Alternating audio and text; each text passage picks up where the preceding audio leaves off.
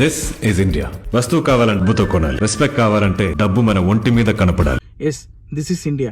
ఒక మన దేశంలోనే బంగారాన్ని విచ్చలవిడిగా కొంటారు, అలాగే విచ్చలవిడిగా మెడలో వేసుకొని తిరుగుతారు. ఒకటి గమనించండి, ఒక మన దేశంలో తప్ప ఏ దేశంలో కూడా మెడల చైన్లు వేసుకొని ఇట్లా బంగారాన్ని మెడలు వేసుకొని ఆడవాళ్ళు నగలు మొత్తం వేసుకొని ఏ దేశంలో తిరగరు. మన ఇండియాలో తిండికి గతిలోని వాడు కూడా బంగారు చైన్లు వేసుకొని తిరగాలనుకుంటారు, ఎందుకంటే అందరు ముందు నేను గొప్పనని చెప్పుకొని.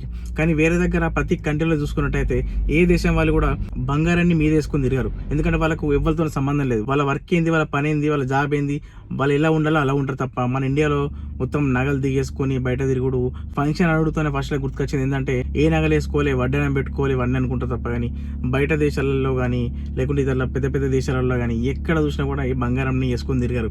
మనకు కావాల్సింది ఏంటంటే 10 మందిలో పెద్దరికం కావాలి, మనకు కావాల్సింది ఏంటంటే 10 మందిలో నాకు ఇంత బంగారం ఉందని చూపెట్టుకొని తప్ప. కానీ ఎందుకు అని కదా మన ఇండియా వాళ్ళు. బయట దేశాలలో లక్షల కోట్లు ఉన్న వాళ్ళు కూడా ఇట్లా మెడల చైన్లు వేసుకొని తిరిగారు.